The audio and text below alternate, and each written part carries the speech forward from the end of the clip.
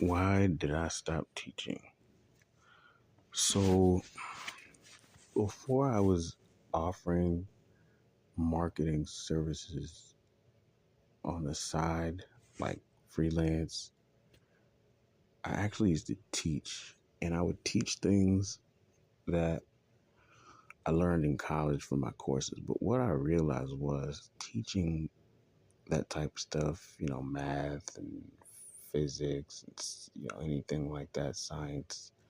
What I realized was teaching wasn't taking me forward.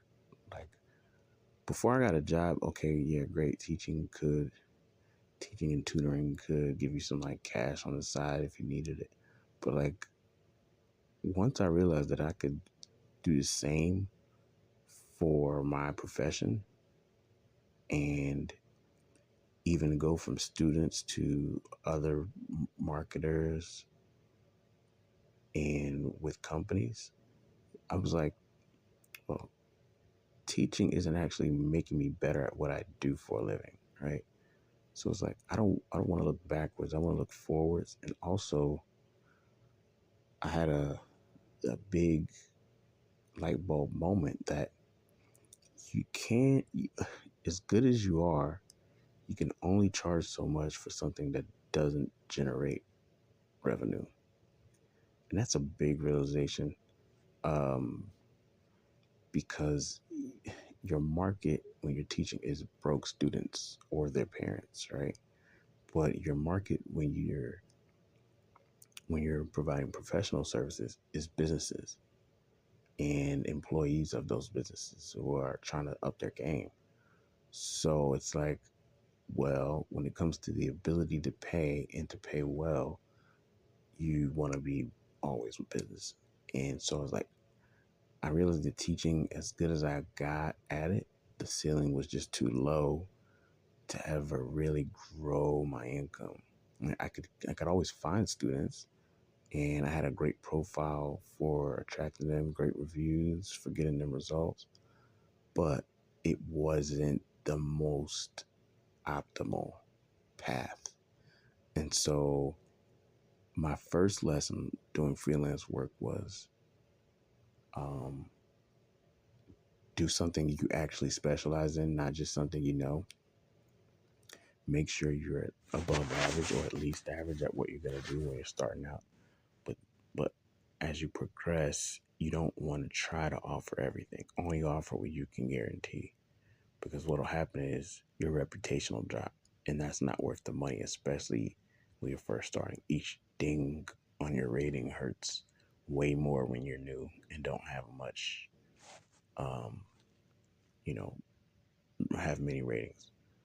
It's not as damaging when you've done a lot more and you have a lot more cushion to absorb any negative reviews, right? So those were the first things. But then the next thing was I realized I had to transition out of those you know niches into things business related because that's what would grow me. And it also helped me to reinforce what I already knew, kind of take notes on the patterns and systematize what I was teaching, and also, just refresh my memory, sharpen my memory, give me the opportunity to look into things in more detail, go deeper.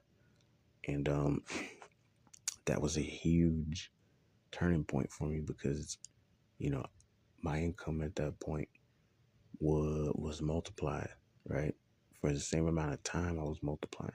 Now I had less students, of course, because they're harder to find, but I was able to get the most bang for my buck in that sense. So it made me better at my job. It made me sharper. It helped me learn about the problems other businesses were having outside of my main job. And so I got a better understanding of where I fit in. And I think that was super valuable, right? Like where I fit in, where my strengths were, what I could offer to help these people, and just where I stood out as an individual from other marketers. So I think that was a huge realization.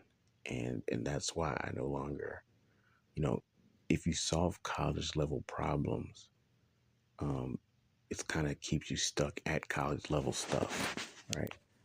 But if you go for the big problems that, say tech companies have and small and medium sized business owners have, those are real problems. That's the real information you want, real market information, real feedback, not some theoretical stuff some professor came up with to, put in their kids' homework.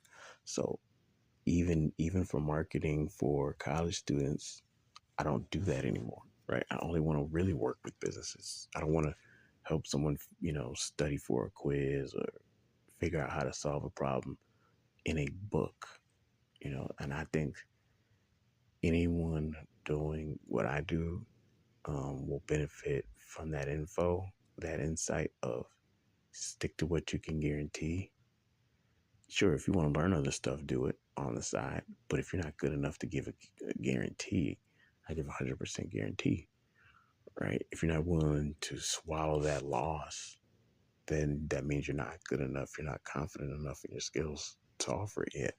So get good enough at one thing, at something, and then go offer it. And I don't think you'll regret the outcome. It's been pretty great ever since making those changes. And every day I just try to refine what I do more and more until it's just not much competition around because no one else is as interested as I am in what I'm doing. And so that means also that no one's going to put the time and the work in to be as good as what I'm doing. So if it's as long as it's a real problem that businesses and professionals have, uh, I'll be able to stand out and charge well for it.